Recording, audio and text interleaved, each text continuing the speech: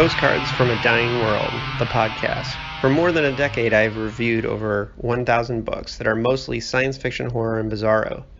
This feed will feature bonus audio I have produced over the years, as well as a monthly digest of reviews based on what I've read each month, plus the occasional bonus material about my own fiction. Thanks for listening. Hello and welcome to the Postcards from a Dying World podcast. I'm David Agranoff, your host, and with me today is author Rio Youers. But before we get to that, I just want to announce really quickly, because I know on Facebook and Twitter, I put it out there that episode 40 was going to be a season finale, and I'm still going to do this episode, but it's going to be episode 50 now, because I have some plans between now and then. And that's going to be a career retrospective for my writing, co-hosted by Desmond Reddick of the Dread Media podcast. He's turning the tables on me, and that's going to be the season 1 finale for Postcards. I'm going to take a little break after that, and then we'll come back with all kinds of new interviews and stuff and panels. I'm going to be doing more panels, including coming up soon. We have a tribute to Richard Matheson with his longtime editor, the largest collector of Richard Matheson books, and David J. Scow, just talking about Richard Matheson. So I'm really looking forward to that episode, because Greg Cox, his longtime editor, and I have been threatening to do a Richard Matheson panel forever, and we're finally going to do it. So, but today we're talking to Rio Youers. And Rio is the author of he's in rare territory because I've read all of his novels. I think there's some novellas and stuff that I don't think I've read, but and so far he has a perfect record with me. Westlake Soul was his debut, and then The Forgotten Girl, Halcyon. Am I pronouncing that correctly? Yep, that's right. And the brand new Lola on Fire, which is going to be the main thing that we're going to be talking about, because I just finished reading that this week. I slammed through it in 3 days. It was a page turner. It was really great. Rio, thank you for joining Postcards from a Dying World. Thank you so much for having me. It's great to be here. And listen, I can tell you're a natural storyteller. You're a great writer. Like from the very beginning, even, Westlake Soul as a debut was a great debut. How did you get into storytelling and reading and genre fiction? Like, what's your origin story? Well, it's probably quite familiar. I started writing stories for pleasure at a very young age, pretty much as soon as I could form sentences. I think that's quite a common reply from a lot of authors, from a lot of writers. Now that I think back on it, my longing to tell stories and my passion for escaping into other worlds, may have come from, having not perhaps the greatest home life growing up, broken families and abusive fathers and all of that kind of thing. And writing was one of the few things that gave me pleasure in my very early life. And it was the same with reading. I always loved reading. Very early on, I was, they weren't really even books at all. They were, a lot of kiddie books, short story, Enid Blyton, like abridged versions of Treasure Island and that sort of thing. And when I was sort of 10, 11, I branched into the pan books of horror, which were sort of my gateway into genre fiction. I'd been watching movies. My parents used to go out at weekends and kind of leave me and my sister alone in the house. We were very young, and I used to use that time to watch the Hammer Horror Double Bill, which was on BBC every Saturday night or Friday night, whatever night it was, and that was also a gateway into all things. They showed a lot of the Hammer horror movies and some of the old Universal classics as well. Mm-hmm. Now, I'm not an expert in the Canadian accent, but I can tell.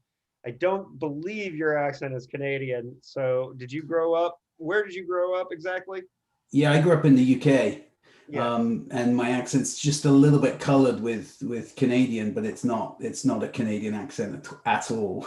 Right. Everybody over here can hear the English in my accent, whereas when I go back to England, people say, "Hey, you've got a Canadian accent." I'm like, "Nah, I really don't." But so yeah, I've been here for 20 years now, and there's a little bit of Canadian color into my accent, but I grew up in the UK.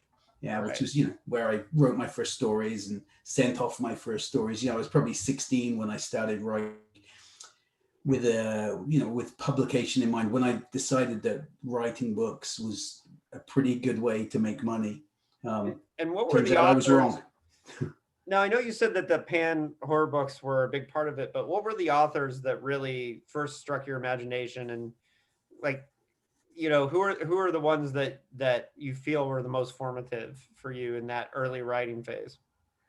Well, James Herbert was definitely a writer I turned to early. He was, his books like The Rats and Lair and The Fog were just so easy to get lost in. And they followed the same formula. A lot of those books, they weren't necessarily fantastically well written, but they were always dependable. Mhm. And for a sort of teenage kid with an expansive imagination and a mind that wanted to go everywhere, they ticked all the boxes. Clive Barker as well. When I was a little bit older, he was that was like opening a completely different doorway, and one that led to some very strange places. And obviously Stephen King. I don't think there's a horror writer alive who wasn't influenced by Stephen King in some way. He's a fantastic storyteller, national worldwide treasure.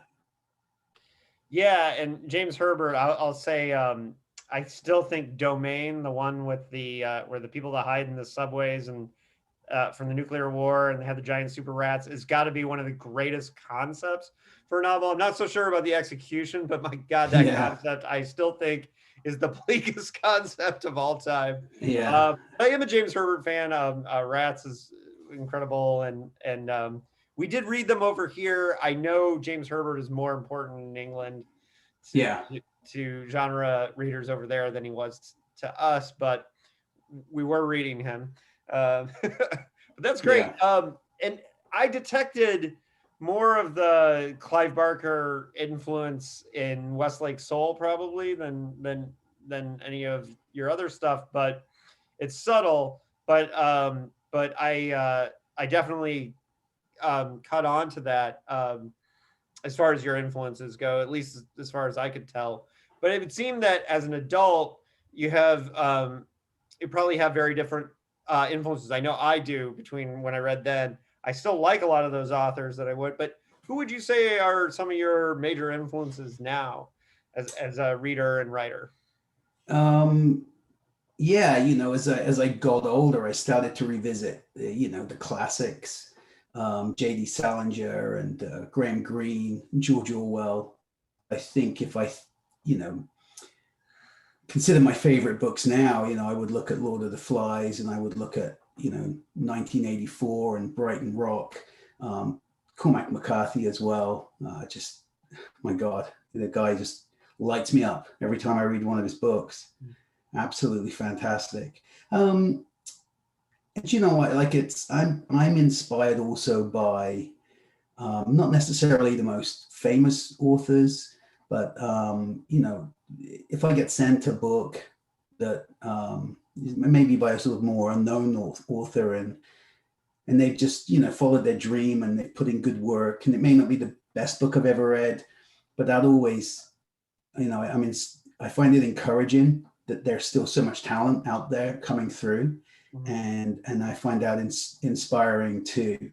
And on top of that, some of my good friends, guys like Tim Lebbon and Chris Golden, Mark Morris, fantastic writers, and I love their books and reading them and knowing them as people as well. I find that that's a huge inspiration for me to keep going with my own work.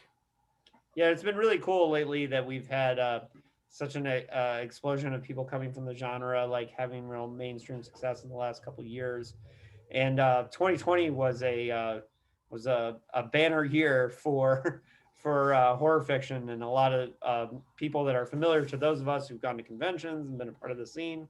Hmm. 2020 was a great year for that. And hopefully with Lola on Fire, 2021's looking up pretty good too. Um, but we'll get to Lola on Fire eventually. But Yeah, yeah. your debut novel, Westlake Soul, and for me, when I first read this one, I knew your name.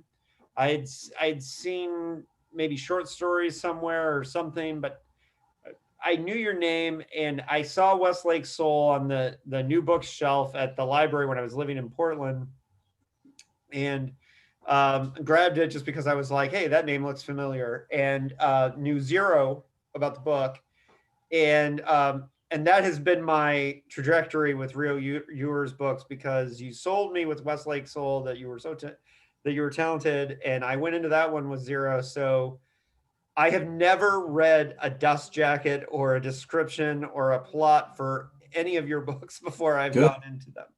I like that. I love it that way. If I had my way, I wouldn't have them on the book at all. I would do everybody going cold, Well, because here's a trick. Here's a trick I learned, and I'm going to give this to all the listeners and to you too. Is that my new trick is to try and do that, which doesn't always work. Is that whenever I find a book that I want to read, I either put a for later on it at on the library app, or I put it on the shelf on my to be read shelf, and I give myself 6 months. So I try to forget why I wanted to read that book, right. but I trust myself that Yeah. something about it, made me want to read it, and that's a way that I found to do that. However, anyways, I went into Westlake Soul, um, knowing nothing, assuming that it was horror, but not really knowing too much about it. And the way I describe Westlake Soul is that it's kind of like a modern. It's sort of like a bizarro Johnny Got His Gun, right? Because the main character, and I don't know if Johnny Got His Gun was an influence, which is the novel that is most famous for inspiring the Metallica song One. Hmm. However, it was a great movie too, and a truly fantastic anti-war novel by Dalton Trumbo.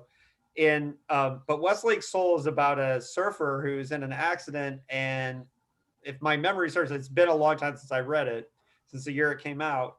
But he's in a coma, and it's basically the mental journey that he takes. Hmm. Where did this novel come from, and what were you setting out to achieve with that one?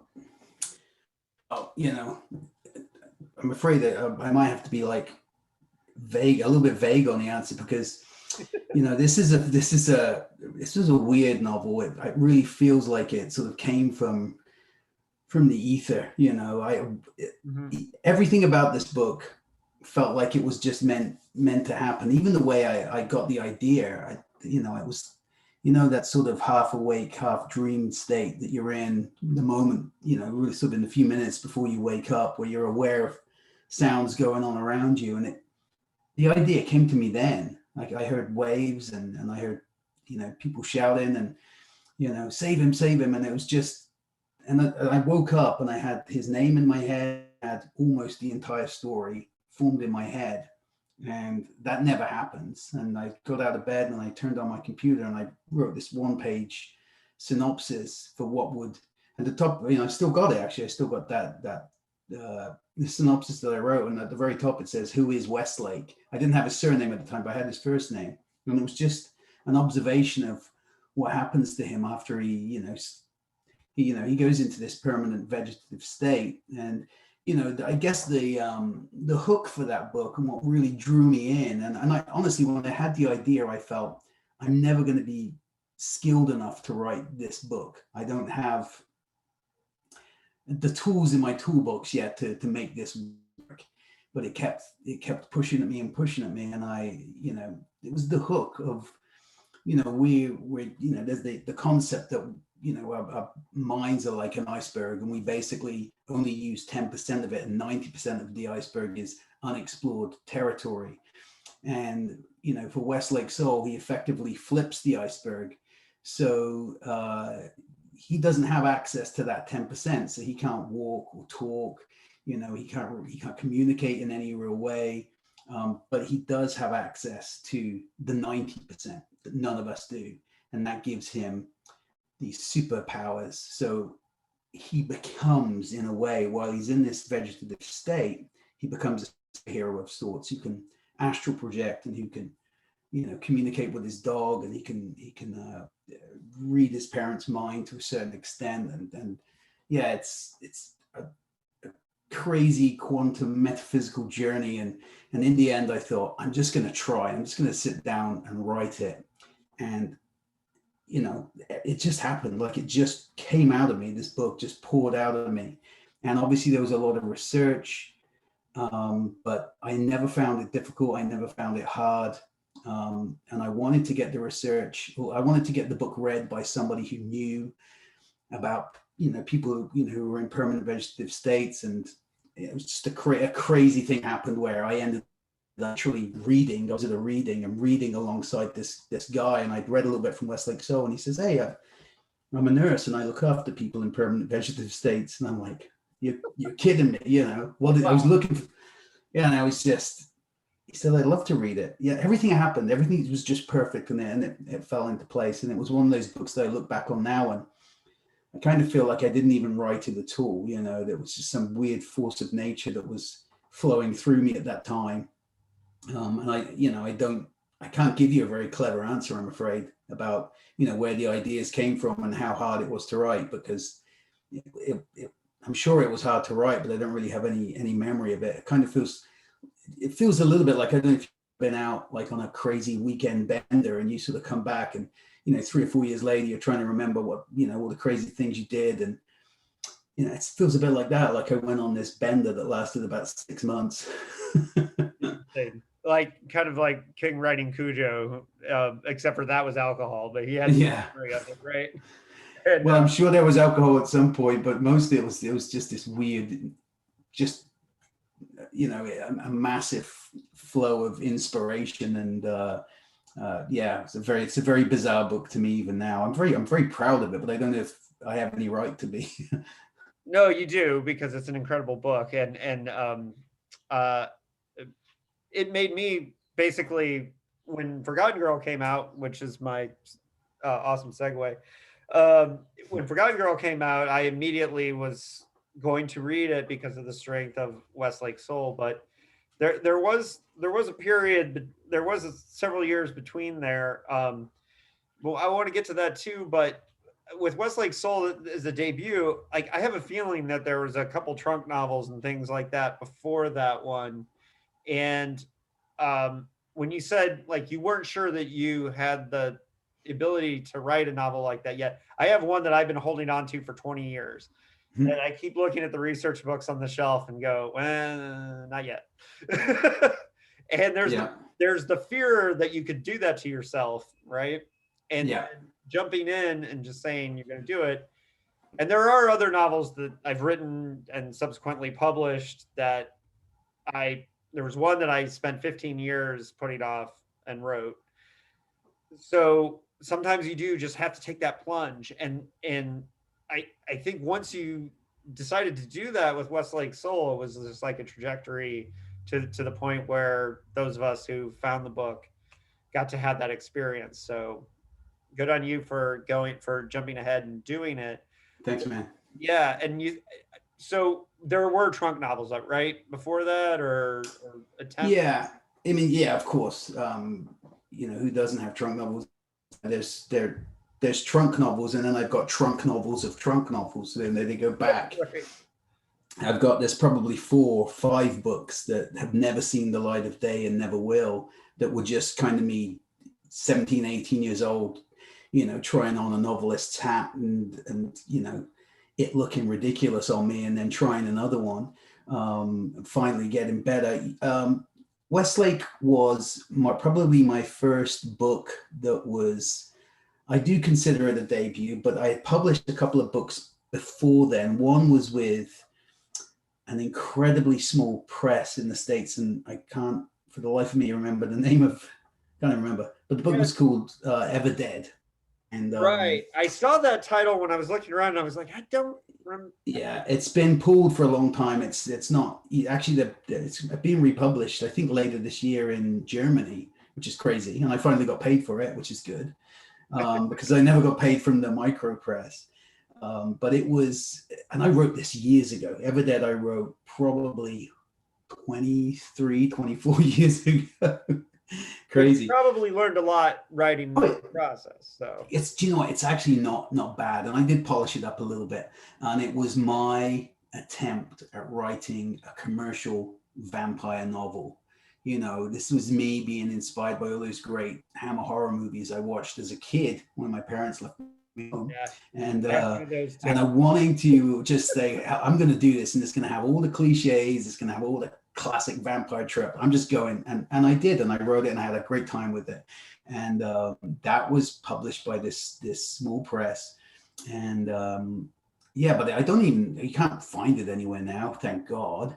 But like I said, I did polish it up, and I sent it recently to this publisher in Germany, and it's still pretty good. And then the other book I wrote, which was not long after that, was called End Times, and that was a very dark, I wouldn't call it bizarro fiction, but it was very, very dark and about a former drug addict who falls in love with a woman who's basically an embodiment of his habit, and he's led down this pathway that leads to his past, and he ends up on this native reserve in the United States. I wrote this back in England, and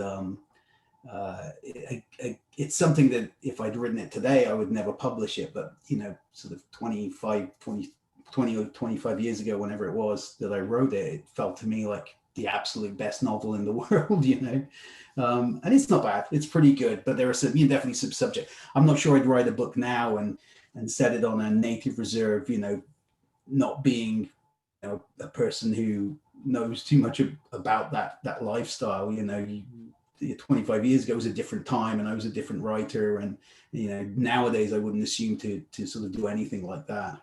But it's it's still a pretty good book. When I lived in Portland, Jeremy Robert Johnson and I used to always joke that for writers like um, like us and like you who were started very, very, very young, we thought if we could manage to find everyone's like most embarrassing story they wrote as a teenager and do an anthology of those, Yeah, like how amazing. that's a great idea. Yeah.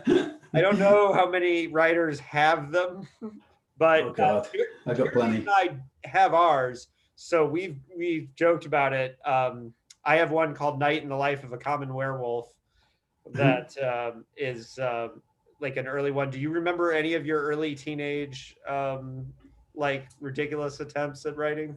They were all ridiculous attempts at writing. The best you could say about any of them is that I was determined. I never gave up, and they did show a certain amount of promise, but that's being very kind. Yeah, God, I wrote some, they were all stinkers, really. And they were me trying to be Clive Barker, or me trying to be Stephen King, or me trying to be James Herbert. I was definitely whatever novelist I was digging at the time. I was essentially replicating them to the best of my ability, which I had none. So you can imagine how that turned out. Right. But yeah, if you ever, I could publish my own collection of very terrible stories, believe me. Unfortunately, they're all in a trunk now, and literally in a trunk, and they are never coming out. They're in my mom's attic, and well, part of the concept was zero editing, absolutely zero typos, everything. Yeah, everything. Just absolutely, it would be hilarious. That's great. No, I love that idea. So I ruined my perfect segue to Forgotten Girl, but let's talk about that book right now. Of all your books, it's the one that personally connected with me, and part of it is that I felt like it was a modern kind of homage to a series or a type of book from the 80s that I loved, which is kind of the psychic horror road trip, like basically it reminded me of the John Ferris's The Fury and Stephen King's Firestarter, um, but written in a way. So here's the thing: it reminds me of those books, but I think with written with this type of skill that neither of those authors, who are great authors, incredible authors, right? But I don't think Firestarter is King's best or close to his best. I don't know how much cocaine he was on when he when he wrote it, but the Forgotten Girl feels like it's in that kind of 80s psychic thriller kind of thing. Mm-hmm. But what really brought it to the fore for me was just this idea that you're writing a romance about for a character who's in love with a woman that he doesn't remember, and that's such an interesting kernel. Was that the original idea that started Forgotten Girl, or did you happen on that by accident?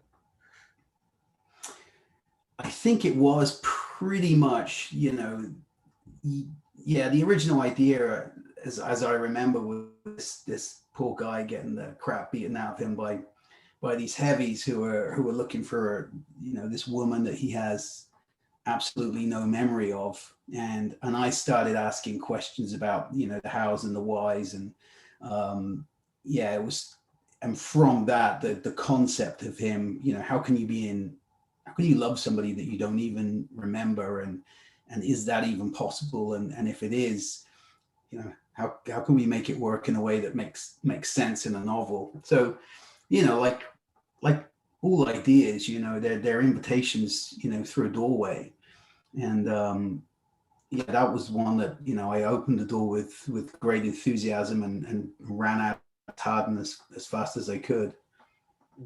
It's an incredible book, and even with the villain Dominic Lang, who I know in my review I kind of compared him to a Luc Besson villain, because I think Luc Besson and Stephen King write the nastiest, meanest bad guys and villains. Those two, right? Because I mean, if you think of The Professional or even Kiss of the Dragon for Luc Besson, and like, there's a scene where the villain just twists the turtle on his back while he's talking on the phone, and I've always been like, who thinks of that as like, I'm going to define my villain that way? But Dominic Lang in Forgotten Girl is a very strong villain, and what it taught me, and what I think is what makes a Rio Youers novel to me, is two things. One, the characters are always extremely well written and relatable, whether you're supposed to like them or not like them. Characters are always strong, and I'm always turning the pages really fast with your book. So when we get to the writing part, we're going to talk about both those things. But the characters of Forgotten Girl, it's really interesting because like the idea is centered around this character who's a mystery, and so it was really interesting how you had to unfold that character. Was that, are you a pantser or a planner? Like, how much of unfolding that forgotten character was planned ahead of time, is what I'm wondering. Oh, Sally's character you're talking about? Yeah. Yeah, I am a pantser. I did. This was the concept. The origin of this book was a little unusual in that I'd written a novel called 1,000 Trees that I still think to this day is a really good book, but I was having trouble selling it. And then the editor at St.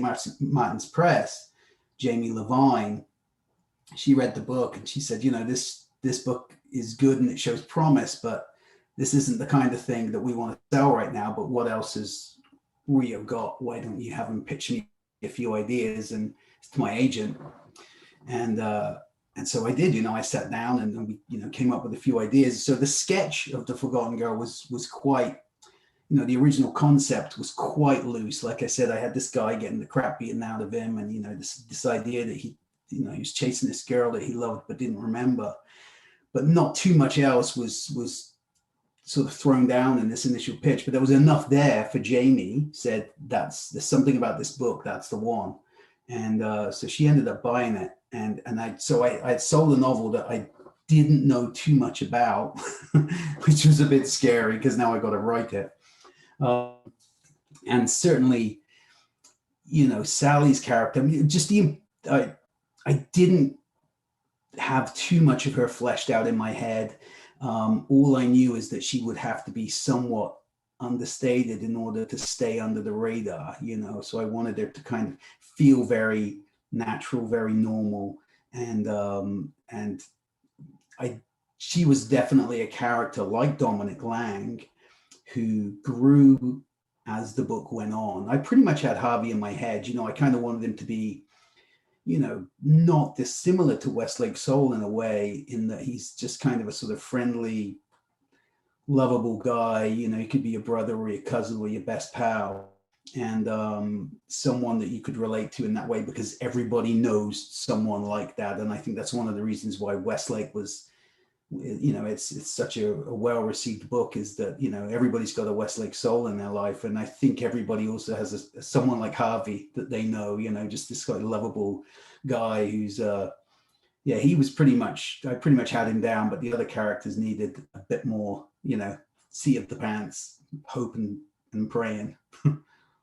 And then for Halcyon, this novel was marketed as a thriller. I saw it as a straight up horror novel myself. But it seemed to be a meditation on trauma and the PTSD of school shootings, terrorist attacks, that sort of thing. And somebody who's just kind of wanting to escape all that. And it was a good zeitgeist moment for me too, because right around that time, I read Weston Oakes' Burning the Sky, which is about soldiers dealing with PTSD. But I read them almost back to back. And so it was it's a trauma double feature. Yeah. And both books were great, but am I on to the right? Was that what you were trying to explore with that book, or am I off on that? Oh, well, definitely they were when I was coming up with, how I was going to make this book work. I mean, essentially, the hook for that book was America at the time, certainly seems to be in, heading in the right direction now. But at the time I wrote that, it seemed that, the United States was, for a little while there, they were, heading in the wrong direction politically. And also, in terms of, shootings and hate crimes and racist rhetoric and all of these hateful and vile things that seem to be plaguing the country for a long time. And I heard a lot of people say, if Trump gets elected, I'm going to move to Canada. And I thought, well, what if there was a place where you could go, not just escape, what America might be becoming, but also escape all of these other trappings that seem to have, changed us as people. Our dependency on technology, and everything we do, we're plugged into some machine or other. And wouldn't it be good just to sort of go back to the simple things, neighbor and family, and just read a good book by an open fire, So that was sort of the motivation there. And it was just taken again, these relatable characters, these people that, readers can identify with, and putting them through enough pain that they would even consider that as an option. Because I think people say these things, I'd move to Canada, always Canada. Like it's always perfect up here. Right. Well, I used to have a friend in Victoria who owned a bookstore there, Dark Horse Books in Victoria, my late great friend, Robert Garfad. He and I used to argue all the time because he would say, Canada sucks too. You can't, you don't want to come here. Yeah. Well, it was, so that was, I just needed to jolt this family enough to make it possible. And, like I said, people say they'll do it, but they never actually do it. Well, some people do. Yeah. So, but you know what, I think part of the reason is I love the United States, and I've got so many great American friends, and I grew up with, American culture at the forefront of my mind. All my favorite sports were American sports. My favorite musicians are American musicians. My favorite music, like it's such a big part of my life, and I, in a way, it was kind of my love letter almost to America and the things I love about it, and That was never in my mind when I no, I know, but it was like reading drawing it attention to now, the but things that I see as being, things that can be hopefully one day healed, because, good place, and it's everything America does well, it does better than anybody, and everything it does badly, it does worse than anybody. So it's this crazy typhoon of very good and very bad, and most people are in the middle just spinning around hoping that things work out for them. It's a great place and a great country, and I can't wait for COVID to end so I can come down and see all my American buddies again. well, I'd definitely love to hang out if you make it down to San Diego. Oh, I definitely coming to San Diego. My good buddy Chris Ryle is in San Diego, so I'll let you know when I'm in town. Well, so now this book, let's not get into spoilers yet with Lola on Fire, but Sure. and I managed to stay spoiler free, and so this of all your books, I think this is the one that I benefited the most from knowing nothing, and literally like I got mad because I saw the name John Wick like at the top of the book before I started, and I was like, oh, I didn't even want to see that. I didn't want to Right. see that comparison. And so I literally knew nothing and just the title, and I saw the name John Wick at the top. And so my experience with this was that for that reason, the shift of perspective from after the prologue to which we'll talk more about when we get into writing, to the next 100 pages was so good. But this to me sounds like more this novel as a concept sounds more like a pitch for a movie than it does a novel. And so if I had known what the plot was about, my thought would have been, well, that would be hard to do as a novel because it's almost like a perfect action movie, right? Did you Mhm. set out to write a novel that was a perfect action movie, like in your head? Yeah, that's exactly what I set out to write. That's 100%. Yeah, and I've said this in pretty much every interview I've done. I'm a big fan of those, one person army movies, going all the way back to the Bruce Lee movies I used to watch as a kid, where, Bruce would go into a room and just kick everyone's ass, right? Right. It's fantastic. I love it. One Me too. person against a whole room full of people, and that one person still left standing at the end. I just love it. I loved it in Kick Ass, where Hit Girl just takes out all of those guys, and I loved it in Kill Bill, where Beatrix Kiddo is in the House of Fallen Leaves, just with her, Hatari Hanzo blade, and she just fucking slaughters everyone, his limbs and shit. It's so over the top. One of my best friends in the world, we are friends because of Commando, because of our mutual love. Right.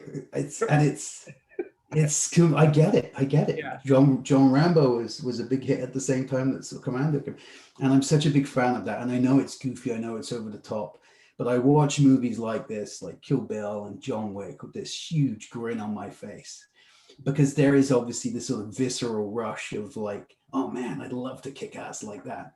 So part of the draw of writing Lola on Fire, I remember seeing an interview with Lee Child where he said, creating Jack Reacher was, it was great because he got to live in Reacher's boots, and it was that sort of feeling of being able to walk into any room or any bar or down any, not feel threatened. And I thought, yeah, that would be great to create that character. And there were a few ideas sort of chiming around in my mind, but yeah, so part of it was wanting to create a character like that.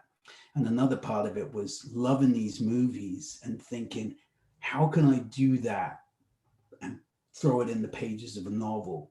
And honestly didn't think you could do it, because you get away with so much more on film than you can do in a book. The moment, you start to veer away from what's believable in a contemporary thriller novel, then, the reader is gonna, be, you're gonna lose the reader to think, oh, this is You have to not know. possible. You have to know how Lola can do this. You have to know Yeah, how, because you're in their head, and exactly. And there's, the other mechanics as well, like, how many times can you write he pulled the trigger before, your reader gets so sick of hearing that threat.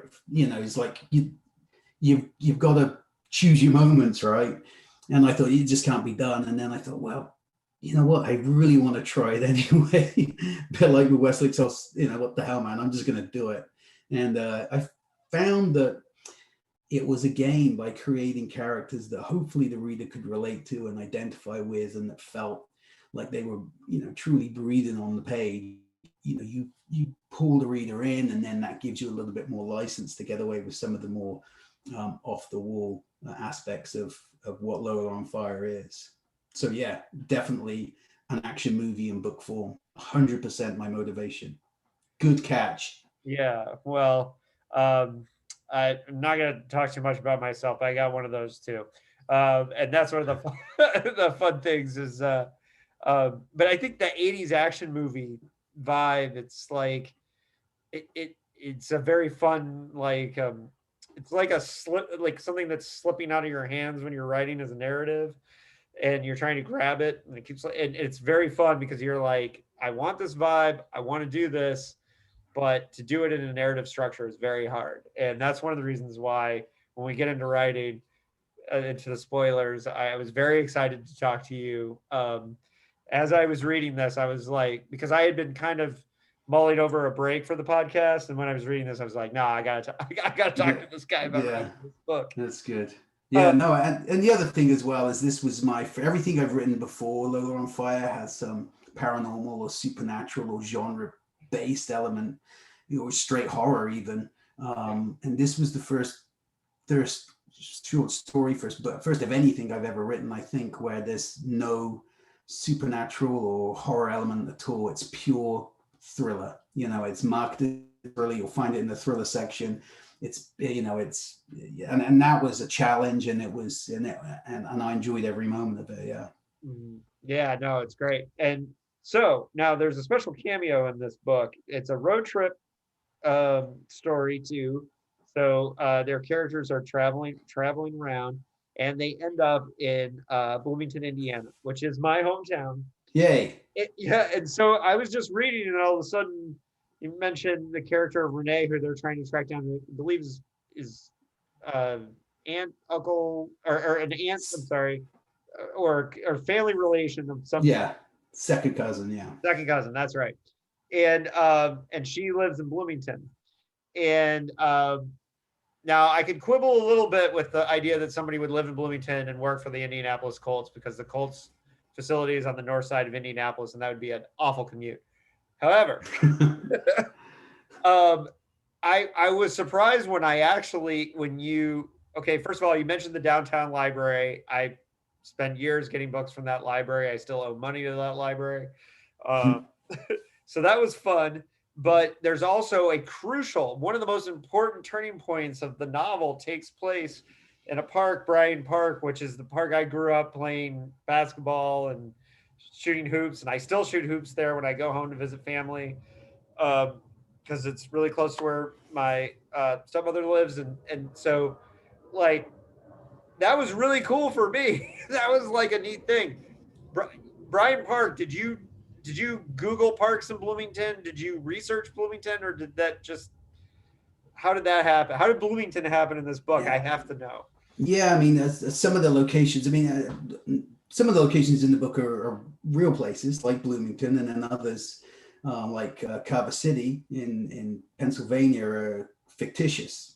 Right. And really, it was a question of making their journey around the the United States and the Midwest fit the timeline. So I couldn't have them venture off too far, and I knew they would have to be sort of in the vicinity of of Indianapolis. And it may have been a question of, I don't know why I picked Bloomington exactly, probably because they have a Greyhound bus that goes there. And that makes it easy for the characters to get to and to leave there. And I think I mentioned the bus depot as well at some point. And yeah, I've never been to Bloomington, and the good thing, one of the great things, one of my great research tools is Google Maps. Right. And I use it a I've lot. I've done it. Yeah, and it's invaluable. And when I went to the sort of Bloomington website, it seemed idyllic. It seemed this perfect little place. It is. And again, it was, yeah. I will go one day. I intend to go. I want to find my book in the library there. I'm sure it's there.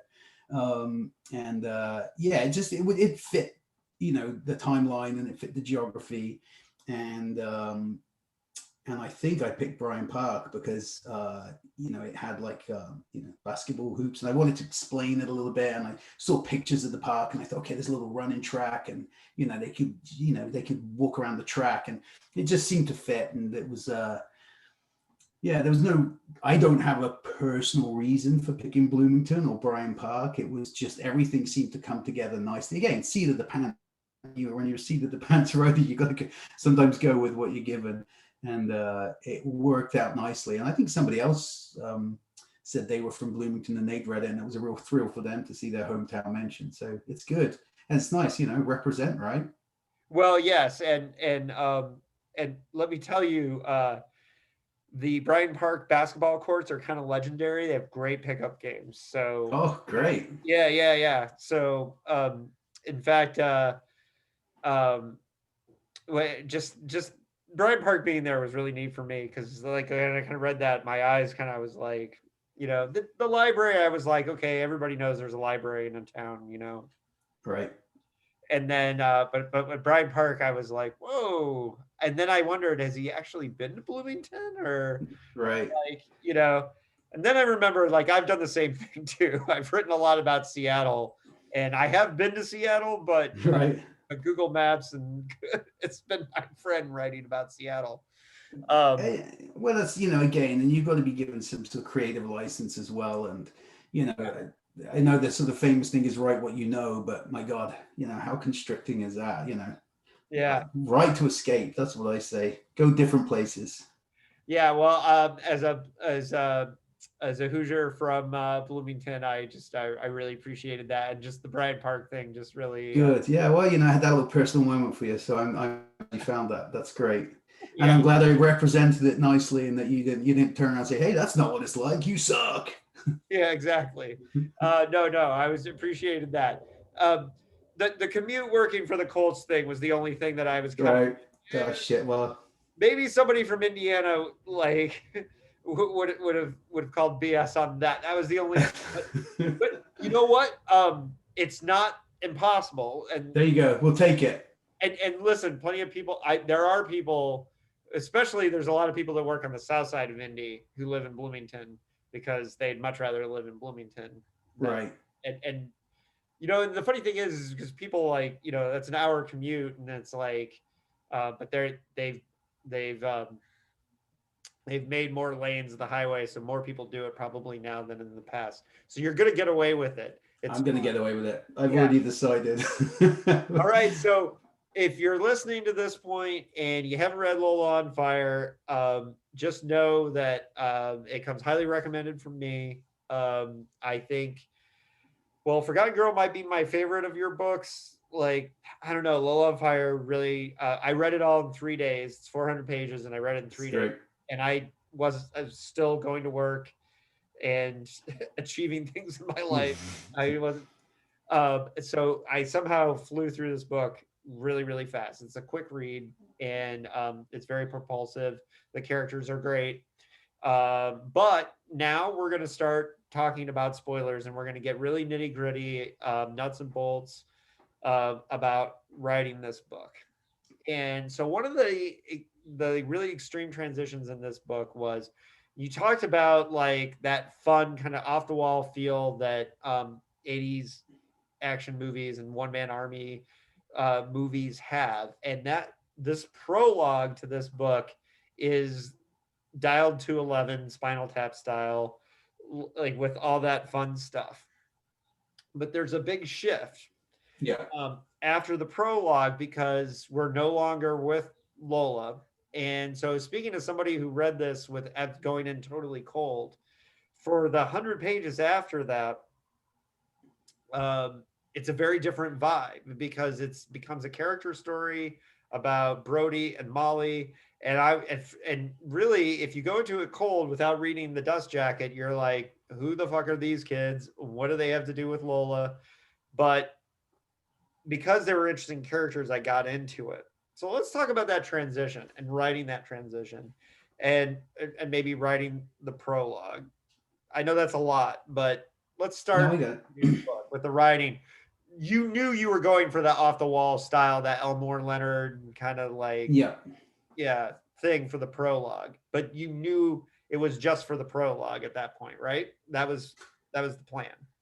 Yeah, it was kind of, again, it was that sort of action movie style thing where you set things up with this, almost like a James Bond movie, right? You know, every James Bond movie starts with an action scene, and then uh, it slows down, and you start to sort of get into the meat and potatoes of what the story's actually about. So that was kind of the vibe, you know. And the book is it's called Lola on Fire, but as you know, having read it, it's not actually Lola's story. This is Brody and Molly's story. It was always intended to be Brody and Molly's story. And you know, Brody is 24 years old. He's this desperate guy, you know, really falling on hard times, and he's, you know, looking after his sister the very best he can. She has cerebral palsy, but she's, you know, incredibly strong, incredibly bright, and yeah, they're sort of, it's just them against the world. That's how it feels, and they don't have an alliance. They don't have an accomplice. It's just them against the world. And Brody makes a couple of serious errors, and they find out that they're on the run from the mob. So they're literally running for their lives, which is what takes them across America. And they're trying to find out more about their past in order to find some, you know, respite, and to find a safe haven if they can, and eventually to find someone who can fight this battle. And that someone turns out to be Lola. Yeah, and you said before we got into spoilers that there's only so many times you could write she pulled the trigger, and so it was a smart POV choice to move to basically tell the story through Brody and Molly's eyes because, as you know, we find out we're in spoilers now, so we can talk about it. We find out that Brody and Molly are Lola's kids, and because of the story being through their point of view, you can write the novel from a more realistic place because Brody is discovering this world and Molly is discovering this world and who their mother really is and all these things. So you don't have to be inside the head for the entire 400 pages of this, you know, kind of super killer Beatrix Kiddo style character, right? Yeah. And so I thought it was a really smart POV choice. And so you're saying it was always your goal to tell the story through their eyes, through the majority of it, right? Yeah, I mean, for sure. Yeah, like the novel, the idea basically came about. It was a sort of hybrid of two ideas. I'd wanted to write a story about a female assassin or a female former mob enforcer who nobody knows she's female. She wears a mask, and she's the best in the game. And she's hired to kill. I think originally she was going to kill her own husband, or she'd been hired to kill her own husband, and that led her down a whole different path of inquiry. And then I thought, no, let's have her kill this mob boss who she's done jobs for in the past. And so I just didn't really have anything more to add. I couldn't find, you know, the real bounce with that idea. I needed something extra. And probably concurrently, I also had this idea about this poor kid who, you know, down on his luck, decides to rob a convenience store, and he drops his wallet at the scene of the crime. And the person who finds the wallet bribes him into doing something even worse, which leads him, this poor kid, down a road of, you know, huge catastrophe and disaster, and him just basically trying to get his life back. And again, you know, there was something there, but I couldn't quite find the hook. And I ended up seeing if these two ideas would come together in some way. And I found a way to make the ideas fit. And, you know, still a little rough around the edges, but, you know, with a little bit of love and care, I was able to smooth some of those rough spots away. So going into writing the book, Brody and Molly were certainly what I considered to be at the epicenter of the story. And Lola is like this background character. She's almost, you know, the sort of ghost that feels like she's present throughout the book, but you see her right at the beginning, but you don't see her again until probably halfway through the book. And really, that was definitely intentional. Yeah, that was an interesting choice to kind of, you know, because for me it was like kind of a surprise and like, oh wait, she's a MacGuffin, right? Right, yeah. And then she comes back into the story, of course, towards the end and becomes Yeah. an important character again. But I thought it made for a really interesting structure. And you know, that is interesting, and I'm glad that, you know, that worked for you, and that was certainly my intention. You know, I've read a few reviews where people have actually sort of taken points off the book because we lose Lola for, you know, quite a few chapters, and they want more of Lola because she's so badass. And I get that too, but, you know, all I can say in response to that is, you know, this was never really Lola's story, not entirely. This is actually Brody and Molly's story. And Lola, you know, she figures heavily more as this sort of shadowy presence in the book rather than as a sort of central character. She's there the whole time because the kids are in this predicament because she couldn't stay with them, because to protect them, she had to leave. And that, you know, look, we've seen all kinds of these one man, one person army movies, right? And so it's interesting to see a story about the characters that are kind of left on the outside because of the choices of the army, of the one person army who is not there for them. And that makes it a very interesting story. And it only works because you're such a great writer of character and the characters are very strong, like Brody and Molly, and even in short, like Renee, who's only in the book for a chapter or two, I believe, makes a strong impression. And again, we got another great villain. A very, I would actually say this is a very, you know, this book gets compared to a lot of things.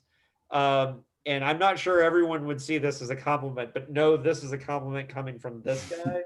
But this seems like a Luc Besson movie to me. And I love Luc Besson action movies, Transporter, Kiss of the Dragon. I'm maybe the fan of Lockout, the one that Guy Pearce is my favorite actor in a Luc Besson action movie. I'm totally there. Cool. So, yeah. So to me, it's not an insult to say this is a Luc Besson movie as a novel. And, no, not at all. No. Yeah, because I think one of the things that Luc Besson is underrated for, and I'm not saying all of his movies have achieved this, but his best movies are the ones that are very character driven. The Professional, I would say even to a degree Fifth Element, but La Femme Nikita, like, and some of the ones that he didn't direct but he wrote, like Kiss of the Dragon, which I think is totally underrated, Jet Li movie, Unleashed, which was another great underrated.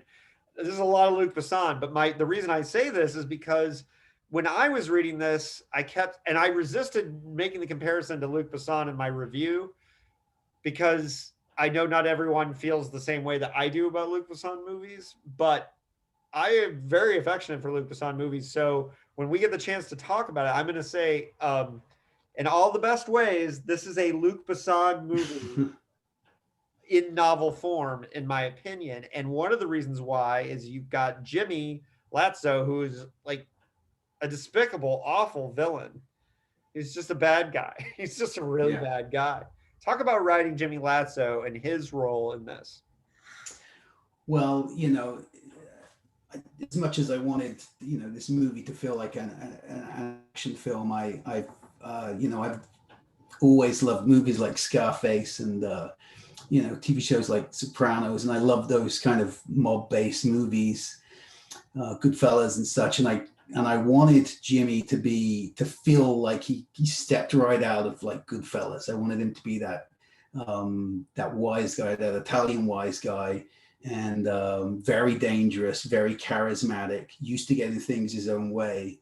So he was this, he's very much this larger than life character who, basically goes crazy when he doesn't get what he wants, which is Lola, and ends up killing her boyfriend, her lover.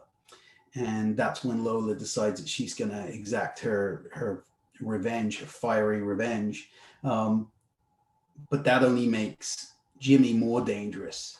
So he sort of, he rises from the ashes, and he's sort of scarred and completely psychotic. And, as fun as Jimmy Lazzo was to write and to create, and as much as he sort of hit those notes, those sort of Goodfellas, Scarface style notes that I wanted to, he's really brought to life by Blair Mayo, who's his protege, and very much a replacement in Jimmy's eyes for, even though he says she isn't, but she is for Lola. He intends to fight fire with fire.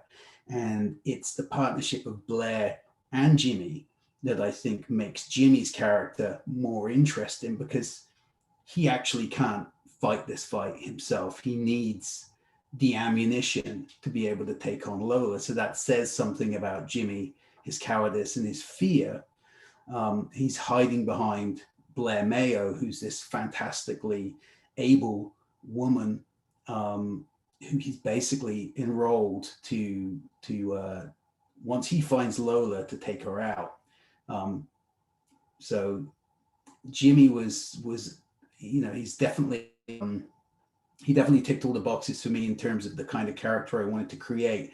But I found his character became even more interesting when his and Blair's relationship developed on the page the way it did. So, sorry, I was overly muted.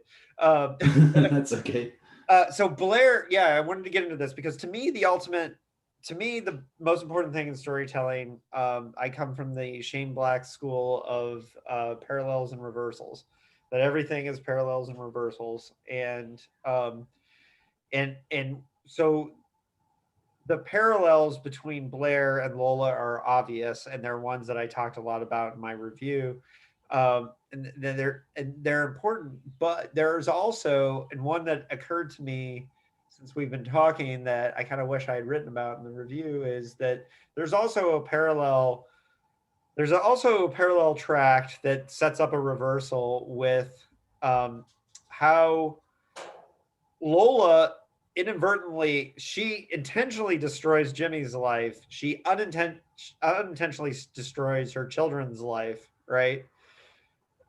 Which sets up the reversal of where, Brody has to save her, and, basically, she's given up, she's given that moment. And so that's kind of like this ultimate reversal that happens in the story. And I kind of, now I feel like, man, I should have taken another day before I wrote that review, but some of that comes out of our conversation. But yeah, of course. Yeah, I mean, was that a conscious thing? Because I know you're a pantser, so like, and you're talking to a serious outliner, so I'm like a religious outliner. So these are like, I try to set up parallels and reversals in my stories all the time from beginning to end. And I don't know how you pantsers do it, because I feel like you come onto these things, and I'm in awe of your ability to do it on the seat of your pants, right? But was this an intentional thing to kind of reverse this, to set up a situation where Brody is saving Lola at the end? No, no, it wasn't. I didn't know how the book was going to end, to be honest with you. Not until I got to the end, and I thought there's only really one way forward here, and that's for Lola to kind of sacrifice herself. But I knew that couldn't be how the book ended. So it stands to reason that Brody and Molly have to step up and fight. You know, they got into this war, and they felt that Lola was their way out of it, but really they fought their own way out. Major spoilers in this part of the podcast. Major. I hope everybody listening has read the book. I try to warn people. You did. You totally warned them, until we're good. Yeah. We're good. So I'm just imagining we're at the bar, right? We're having a few beers, and you've read the book. Hey, man, I like that book. Let's talk about it. So that's what we're doing. Yeah, that's the idea here. Yeah. So a lot of what I imagine is me in a bar, by the way, drinking beer. Well, listen, this is the way several of my readers have told me this, that they do it. They listen to my interview, and when I get to the point where I tell them spoiler warnings, they pause and they maybe months later come back and listen to them. That's great. That's a great way. No, it's a great way of doing it. Yes, no, it wasn't. It definitely wasn't intentional. It was, like I said, I got to the end and I thought, okay, there's really one way I think I can end this in a way that's true to the characters and serves the story. And just and you took the time to have Brody train with her. Was that something that happened in the first draft, or is that something you had to go back and later drafts and pump up? No, I knew. I mean, there has to be a big shootout at the end. So you knew that was coming. Yeah, I knew there was going to be a big shootout. I didn't quite know how or what. Really, it's obvious that Blair. I had two images in my head. I had and I didn't know how I was going to get there, but I had Brody going up against Jimmy, because Jimmy killed his dad, and that seemed natural. And of course, you have this, barbarian battle. These two warriors between Blair on one side and Lola on the other. Blair's young and capable. Lola's former total badass, but she's a bit older and she's not quite the force of nature she used to be. And it's too compelling a fight not to see that. It was always going to happen, right? So I just knew that those two things were going to happen. I didn't know how I was going to get there, but like I said, it all came, and we got that reversal, and that worked out great. But I had to have Lola give Brody the ins and outs of firearm know-how, just so that, like, when he's shooting bad guys at the end, it doesn't seem wild. I mean, it's a wildly over the top ending anyway, and I make no apology for that. This is Kill Bill at the end, and it's John Wick, and I don't care. I wanted it to be crazy. I wanted it to be fun. And anybody who says it's too over the top, honestly, they can go fuck themselves, because I do not care. I wanted it that way. This is the book I wanted to write. Exactly. Sorry if your kids are in the background. No children here. So that's just what that was what I set out to do. So it was pretty over the top, but at the same time, I couldn't have Brody Commando rolling and coming up shooting, at least without first having a few lessons. Well, what was cool for me on that is that in the beginning, like in the prologue, Lola's like La Femme Nikita, right? And then in 25 years past, now she's mom, now she's Sarah Connor, kind right. of, right? Training, and so it's like all these great action women icons, like with the parallels with them, and I love that, because okay, so there's one of my favorite science fiction writers is Rudy Rutger, right? And Rudy Rucker, in his book about writing, he talked about how writing science fiction is a lot of playing power chords, and how you have to hit certain notes when you're playing a power chord. And what was cool about this novel is that you're playing 80s action, like over the top, and by 80s I mean 80s action movies. Yeah. Chords. and you have to hit those notes. And so when you have moments where the characters are doing perfectly these things that fit that the cliches, there's no reason to apologize. You're doing it. That's I want to be reminded of Sarah Connor. I want Exactly.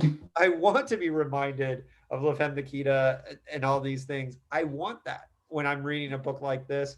And maybe I'm a perfect reader because I'm a person that has read your work because I'm a horror reader too, but I'm also an 80s action movie junkie. So this book was like perfect to be injected into my brain. Yeah, that's great. And it's received a lot of really positive feedback, and I think a lot of people, of all age groups, male and female, all genders, are really digging this book. Maybe because it does remind them of those action movies from the 80s or whatever. And yeah, I like to make the Sarah Connor comparison because they all of these cultural references, that Lola's been compared to, and there's a lot of them, from Killing Eve to Long Kiss Goodnight and John Wick and the Girl with the Dragon Tattoo, and there's been a lot of them, and I didn't set out to imitate any of those things necessarily. I Not wanted to directly. do my Yeah. sorry again. Not directly. Their influences, they're in It's your mind. exactly it. Yeah. They're there. They're sort of just boiling away in the background, and they're it's inspired by some of those fantastic one person army characters, and yeah, and I love when those comparisons are made because and it's like when Westlake Soul came out, and everybody was well, not everybody, but quite a few people had compared it to Johnny Got His Gun by Dalton Trumbo, and I'd never read that book, and Right. and I was like, oh really? And then I read the synopsis for it, and I was like, holy crap, that's crazy. And I still haven't seen A Long Kiss Goodnight, but quite a few people have made the comparison to that. So What? You never see Long Kiss no, Goodnight? I've never seen it. You know what you should do? I'm going to recommend this is read the screenplay first Oh, okay. because the movie is good. The Shane Black screenplay is amazing. Is that online? Could I find out online? Yeah, I'm pretty sure. If I come to think of it, I'll try to send you a link for it because Simply Scripts Online, they have a lot of like published scripts that I just read. For example, Unforgiven on there because everyone kept telling me the script for Unforgiven is just amazing. Is it? Yeah, it is. I've just been reading it, and a screenwriting partner of mine told me to read Unforgiven because it's his favorite, and it's incredible. But the Shane Black screenplays for Lethal Weapon and Long Kiss Goodnight are just and Last Boy Scout. They're all so much better than the finished movies. Right. Oh, cool. I'll definitely do that. Yeah, when you see Kiss Bang Bang, then you go, oh man, I really wish he had directed all those scripts that he wrote. Right. Right. But yeah, I'm amazed you've never seen Long Kiss Goodnight. That it is a great movie, but do read the screenplay first. But yeah, well, just to wrap things up a little bit on the writing thing, and to really bring this home is one of the things I noticed in the acknowledgments was that you had some pretty high powered beta readers on this, and I think most of us choose our beta readers because we want somebody who has a high powered imagination to look at these things and tell us, like, what are you seeing, what are you not seeing. In this case, you had Tim LeBon, Christopher Golden. Tim LeBon wrote The Silence, which is what the year it came out was my read of the year. Just Great knocked my book. socks off. Chris Golden, amazing writer on many levels, and Joe Hill. Like that's pretty high powered help there. Um, I'm wondering, like, what were the major differences between the drafts that you handed them, and what was because none of us do this alone. We all have friends that help us Yeah. that that look at these things, and you know and almost every book by every author, they have a friend or somebody that said to them, like, they called bullshit on one part or said, I love this part. Can you do more of this? Like that kind of thing. Yeah, yeah. How did your beta readers help on this one? Because you made a Well, point of pointing them out. So I imagine they did something. oh, for sure, they're invaluable. I mean, you know this as a writer. You spend 2 years in a novel, and from start to finish, and you just have no idea at the end of it if what you got works on any level, and you're almost sick of it at that point, and you want to get a read on it, and you need distance in order to do. One way to achieve that distance is to put it down, pick it up again in 3 to 6 months, and another way is to get somebody to read it for you. And beta readers are an important part of the process. The first person to read the book was Chris Ryle from San Diego, from the great city of San Diego. IDW, right? Yeah, formerly of IDW, yeah. And I've known Chris for a few years now, and amazing guy, very creative. He was an editor at IDW. He's big in comics, and he knows what makes a story work. And he's been a fan of mine since the Westlake Soul, and a friend of mine since then as well. And he's just one of my go-to guys, because he just, I know he'll be honest with me. And that's the same with Tim Levin, not Tim Lebon. It's Levin. If you ever meet him. Tim Levin and Chris Golden, who, no, don't be sorry to me. He wouldn't mind. It's not like Simon Le Bon. It's Tim Levin. I know better, but it's cool. It's cool. I won't tell him, and he won't be listening. Well, he might be. Hey, Tim, if you're listening. Tim and Chris are two of my very best friends in the world. Tim, during COVID, we talk every couple of weeks on Skype, and he's become my brother. He's like my COVID brother. We're the best of pals. And anyway, yeah, those two guys. So at that point, I got the book to the point where I felt comfortable that it could be read, and they each one of them offered invaluable feedback. I can't specifically remember who said what, but they all had valid points, and I went back and made the changes. Chris Ryle was a big fan of the book. He loved the book, and I don't know how. I've been friends with Joe Hill for a while, but Joe emailed me. I wasn't going to ask Joe Hill to read the book because he's done so much for me in the past, and I just didn't want to like bug. He helped me out with the Forgotten Girl and stuff like that, and he helped me find my aid for the Forgotten Girl, and just been a real champion in my corner. And I just didn't want to like bug him, but he came to me and said, "Hey, I'd really like to read the new book," and I was like, "Sure, it's pretty much done. I've got to, we've got to sell it, and then there'll be further edits, but here it is." And I kind of forgot about it. And he came back with a blurb, and he also came back with notes, which I didn't ask for, but I was very happy to receive. And it was like a page of really great suggestions.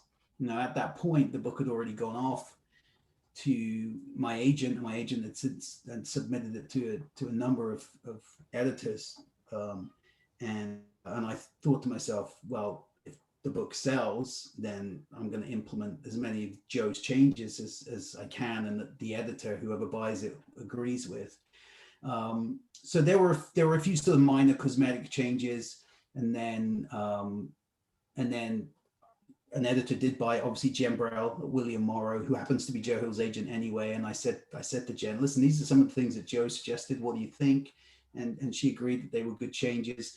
And Jen had a host of things to add, as you can imagine any high power editor would. And every single one of her suggestions made the book so much better. I would say that through the beta reading, the book didn't change that much, but by the time it had gone through all of its editorial changes, and with Joe Hill's input as well, there's quite a few notable differences in the structure. There's a few interstitial chapters in the book where Lola makes a reappearance in the second third, and and those were originally like in the second half of the book when we catch up with Lola again. She flashes back and she remembers those in one long sequence. But because we thought it might be nice to sort of reintroduce Lola a bit early, we took those segments and we used them as interstitial scenes throughout that sort of second third while Brody and Molly are traveling across the states, and then everything comes together. And when he turns up at Lola's house, we know what Lola's been doing at that point. Well, it's good because it connects us to the character and keeps us. It was, yeah, that was Joe's suggestion, and it was a good one. As soon as I saw that, I thought, yeah, shit, that's good. Why didn't I think of that? You know, but you don't always think of everything, right? That's why you have beta readers, and that's why you have friends, and that's why you have editors. Exactly. Yeah. That's what they're there to help you with. Yeah, exactly. Yeah. So Rio, any last things on any big challenges or things that you weren't expecting when you started this book, to close out our discussion of the writing of it? Well, I mean, you know, other than the challenge of writing a novel, you know, I put heart and soul into everything I do, and I'm not a guy who can, you know, just write anything and move on. It has to be as right as I can make it before I move on to the next sentence, next paragraph, next page. So I'm quite slow, I'm quite deliberate, and it ends up being a sort of fairly arduous process. It does really feel like a bit of a journey by the time I get to the end. But you know, there were certain things in the book, a lot of the gun stuff. We don't have guns up here. Actually, we do have guns up here. What we don't have is gun crime. But I don't know too much about guns, and so that involved a great deal of research, not David Morrell styles research where he goes down to, you know, firing ranges and signs up for the army and then learns to fly a plane. I didn't do any of that stuff, but I did go to YouTube. Yeah. I took a class from David Morrell once. You did, yeah. At one of the Stoker weekends, and I'm a huge David Morrell fan, but yeah, he's great. Laughing because I know I know exactly what you're talking about. I think Testament was the one where he went to like survival school, and yeah, like, he gets. Yeah, I didn't do any of that, but I did a lot of research. I read several books and pamphlets, and you know, you're obviously online, and you know, the Smith and Wesson homepage, and looking at all of the different calibers, and then you know, various YouTube videos and instructional videos peppered across the internet, and you know, I was in the Army Cadets for a little while, and I remember, you know, little things like the recoil of a 45 and stuff like that you know, years later actually sort of come into play. I'm sure Keen will give us a gun review at some point. Like, yeah. Well, you know, it's funny. I grew up in Indiana, so I have shotguns. I have done a little bit of that. Nothing came out too obvious for me. So your Canadian gun writing is it appears to be. Thank you. Yeah, no, I check everything at least 3 or 4 times and multiple sources. I don't just get, you know, one gun guy on YouTube. It's got to come from several sources before I commit to you know, putting it onto paper myself. So, and you know, and then you can kind of tie it together with a little bit of creative license as well. You still got to have fun, and you can't, you know, it can't sound researched and it can't sound overdone. That was actually one of the things that Chris Golden pointed out when he read it through. He said you could probably tone down on some of the gun porn, and I was like, really? I like the gun porn. I was kind of digging, you know, and then I read it back and I thought, you know, yeah, some of this does sound a bit in love with itself and a bit overly researched. So, you know, I was able to go through and tone it down a notch or two.